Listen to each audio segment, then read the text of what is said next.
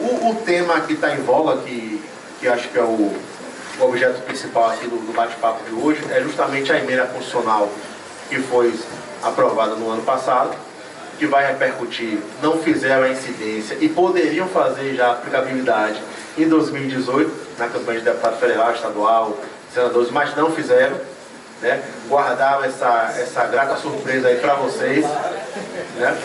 Que é justamente o fim das coligações partidárias para as eleições proporcionais, tá?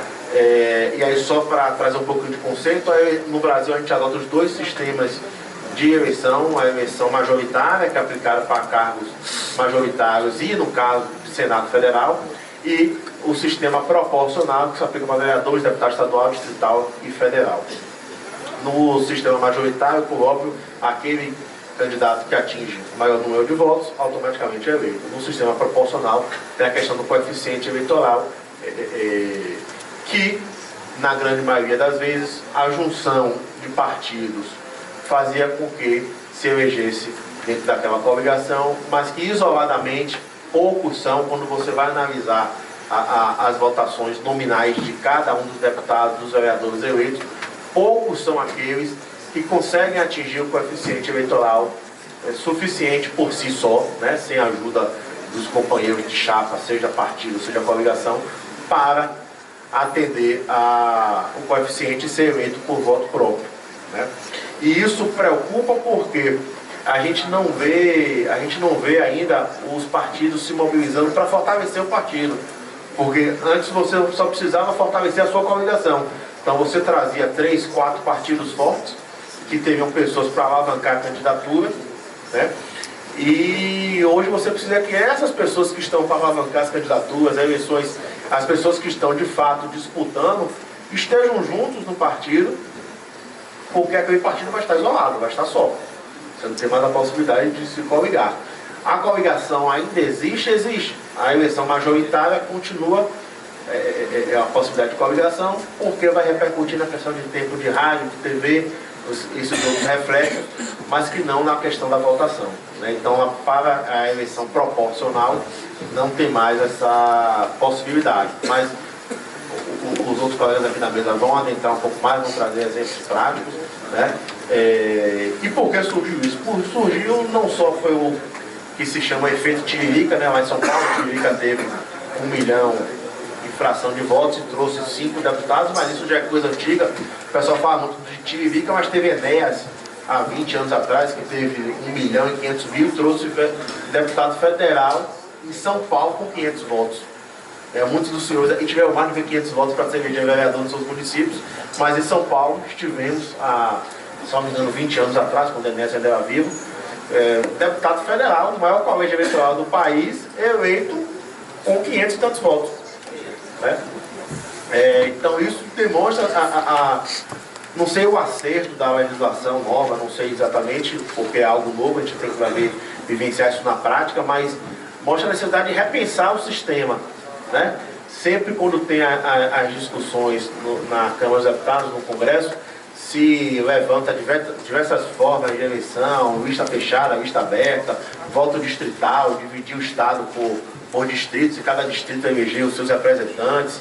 No caso de municípios, se dividir os municípios por distritos, e cada distrito, cada localidade eleger um representante para a Câmara, mas não se chega ainda a um consenso, porque são diversas ideias, mas o que a gente percebe é que a discussão é muito passando, é muito rasa, não se aprofunda, é sempre feito dentro do prazo limite de aprovação, porque a gente sabe que a lei eleitoral, para ter vigência na eleição posterior, tem que ser aprovada 1 ano antes, né? E o que a gente vê nos últimos 2, 3 dias, sessões virando à noite, acabando 3, 4, 5 da manhã, para cumprir o prazo, para ter vigência no ano subsequente.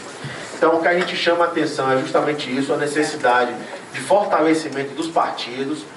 Os senhores têm que tomar, de fato, as rédeas do partido ao qual estão filiados, ou se pretendem filiar, porque tem as hipóteses que você pode fazer a migração de partido lá na frente, né, sem incidência da infidelidade partidária, para que consigam, de fato, atingir o coeficiente pelo partido, né?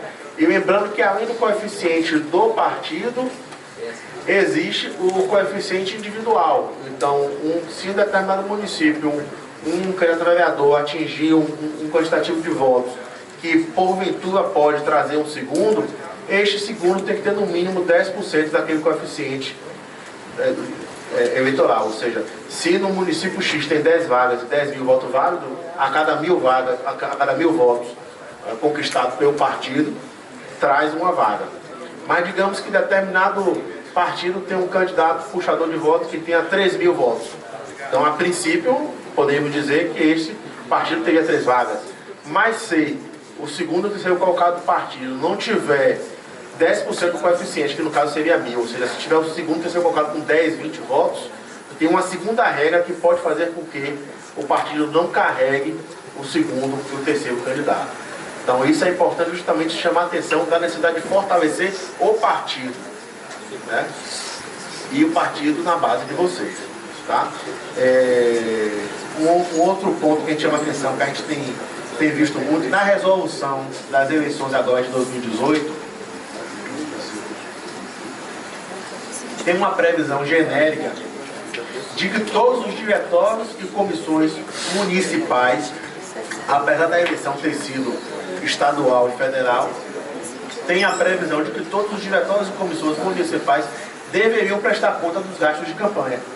E o que acontece é que a grande maioria não se atentou a isto, né? Estão sendo notificadas hoje, de 15 dias para cá, praticamente todos os municípios que a gente dá assessoria, tem chegado a notificação que os cartórios eleitorais já estão fazendo as notificações dos presidentes de partidos para fazer a prestação de contas do partido relacionado ao diretório municipal do partido ou comissão provisória relacionado ao pleito de 2018. Né? Então é algo que a gente chama a atenção justamente da necessidade disso, mas tem a hipótese na própria reforma eleitoral que foi aprovada no ano passado, perdão, de 2015, mas que está em vigência, de que se não houve gasto, basta a declaração simplificada, mas aí é importante que se consulte o contador que dá suporte. Tá? O doutor Geval está chamando justamente que isso pode repercutir na aptidão do partido, né? E isso vai repercutir diretamente naqueles filiados. Então, muito importante estar atento a isso, tá?